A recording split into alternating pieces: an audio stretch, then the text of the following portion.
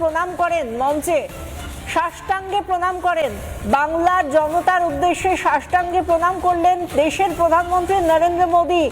একেবারে মঞ্চে উপবিষ্ট হয়ে মঞ্চে সাষ্টাঙ্গে প্রণাম করলেন তিনি। একদিকে তিনি উপস্থিত জনতাকে হাত নাড়লেন, তারপর মাথা মঞ্চে ছুঁয়ে, মাটিতে ছুঁয়ে বাংলার মানুষের উদ্দেশ্যে এভাবেই সাষ্টাঙ্গে প্রণাম করলেন দেশের প্রধানমন্ত্রী নরেন্দ্র মোদী।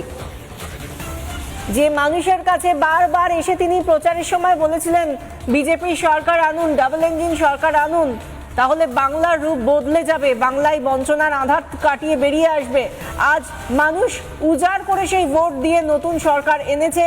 সেই সরকারের শপথ গ্রহণ অনুষ্ঠানে এসে প্রধানমন্ত্রী নরেন্দ্র মোদী সাষ্টাঙ্গে প্রণাম করলেন। আমাদের শ্রদ্ধেয় প্রধানমন্ত্রী নরেন্দ্র মোদী ভরা মাঠে, ব্রিগেডের ভরা মাঠে মঞ্চ থেকে হাঁটু গেড়ে জনতা জনার্দনকে প্রণাম করলেন। এটাই হলো তফাৎ অন্যদের মধ্যে আর নরেন্দ্র মোদীর মধ্যে। তফাৎ ছিল, আছে এবং থাকবে।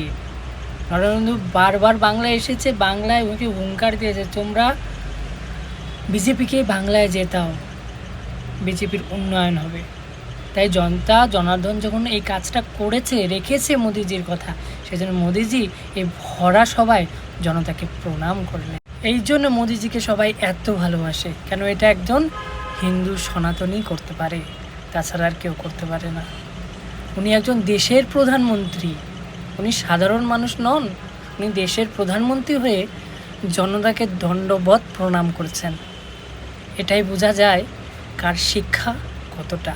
তিনি দেশের প্রধানমন্ত্রী হয়ে জনতাকে প্রণাম করেছেন, জনতাকে ধন্যবাদ জানাচ্ছেন যে বিজেপি সরকারকে এই বাংলাতে স্থাপন করার জন্য।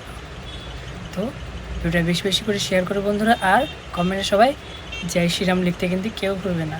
জয় শ্রীরাম।